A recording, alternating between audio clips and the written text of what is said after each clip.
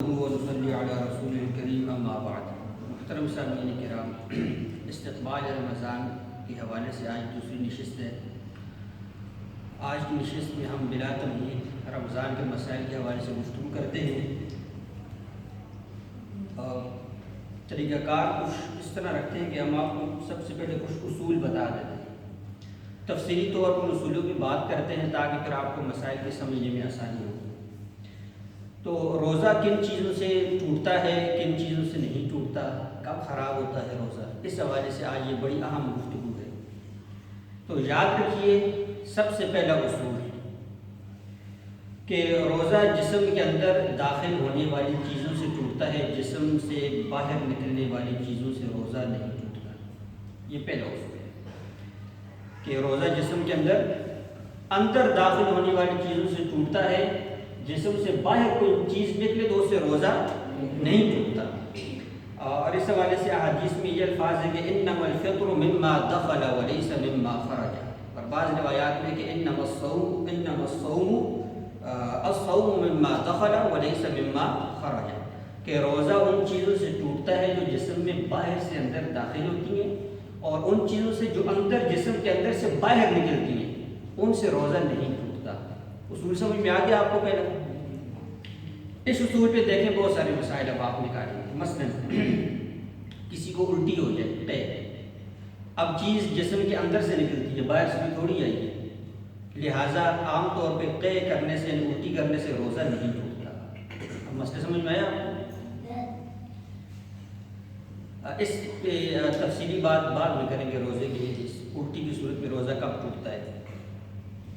اچھا، دوسرا اصول دیکھیں آپ، روزہ اس وقت ٹوٹے گا کسی بھی چیز سے جب وہ کوئی بھی چیز، کوئی بھی خوراک ان راستوں سے جسم میں داخل کی جائے گی جو راستے انسان کے معدے تک پہنچتے ہیں، جا کے جوف معدہ تک پہنچتے ہیں۔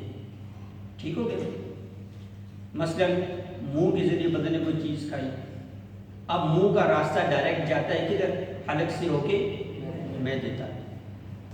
تو اگر ان مشہور راستوں کے ذریعے کوئی چیز اندر جائے انسانی جسم میں تو پھر روزہ ٹوٹ جائے گا۔ اگر ان راستوں کو استعمال نہ کریں، آپ کسی اور راستے سے کوئی چیز معدے میں آپ پہنچائیں پھر روزہ اس کا نہیں ٹوٹے گا۔ تو یہ موٹے موٹے دو اصول آپ لوگ ذہن میں رکھیں۔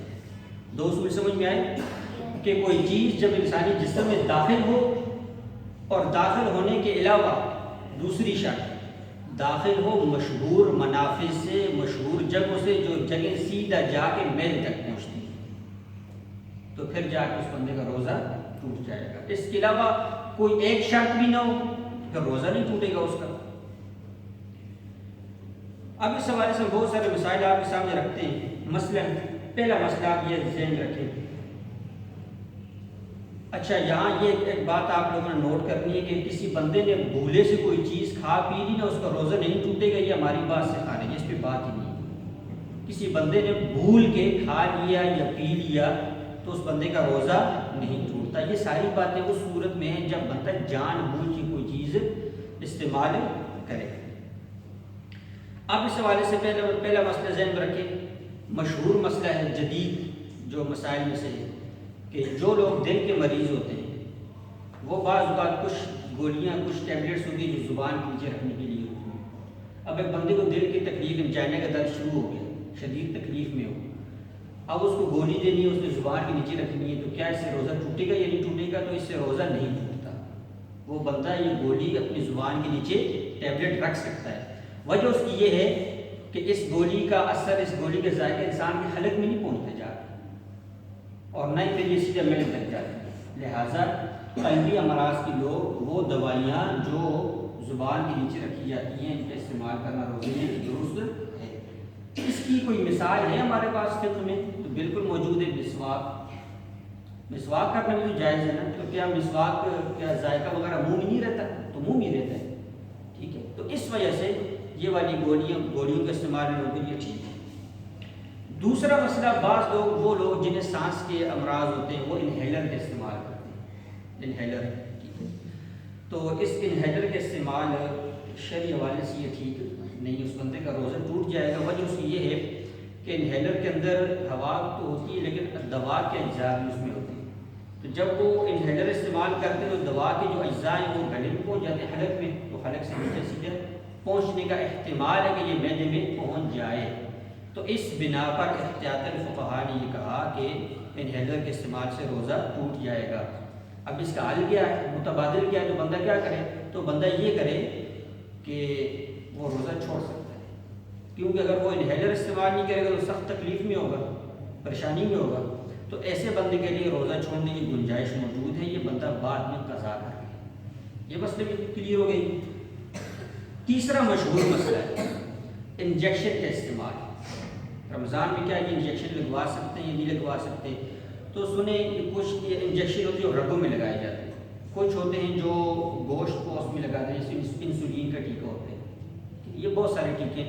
تو جو بھی انجیکشن ہو اس کے لگانے سے روزہ نہیں ٹوٹتا, روزہ نہیں ٹوٹتا, کیونکہ وہ چیز جو روزہ توڑنے والی شرائط ہیں وہ دو آپ میں نے بتائیں, ٹھیک ہے, ان دو میں سے کوئی ایک شرط بھی یہاں پر نہیں پائی جا رہی.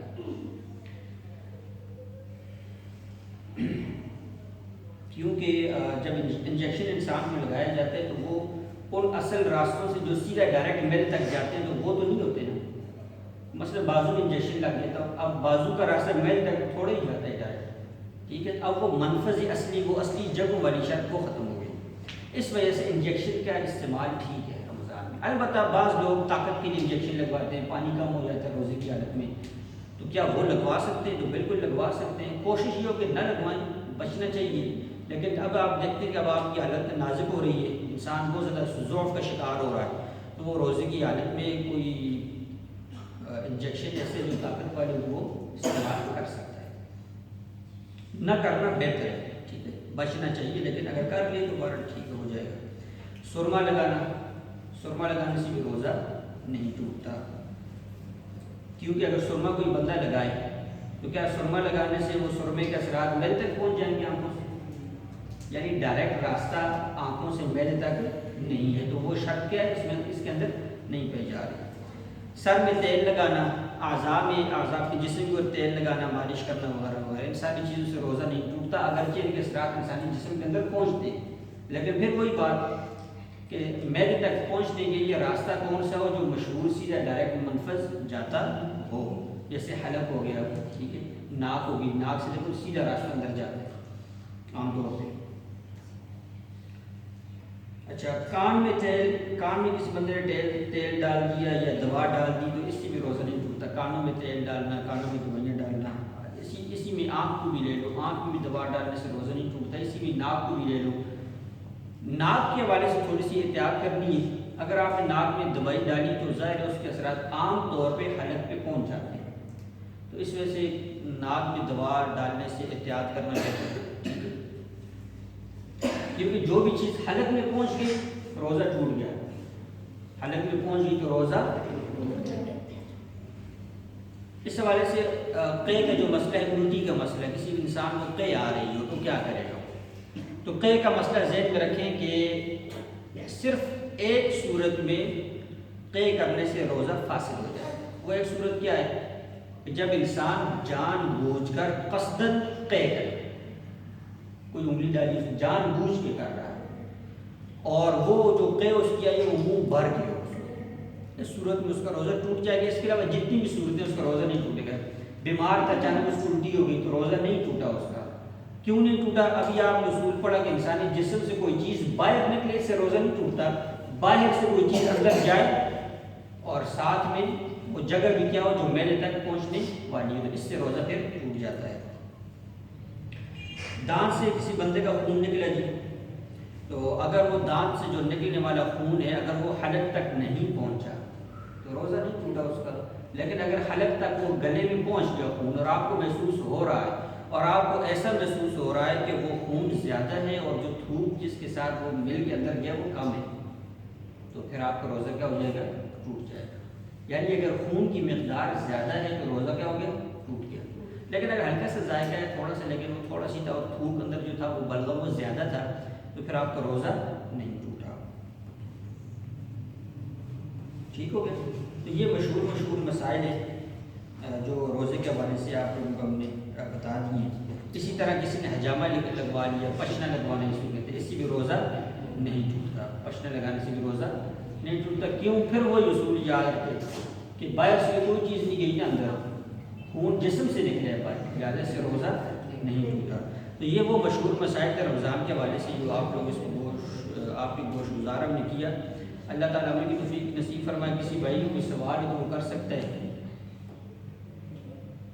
کسی کوئی سوال ہے تو وہ کر سکتے ہیں، بعد میں مجھ سے پوچھ سکتے ہیں. چلیے واخر دعوانا الحمدللہ رب العالمین.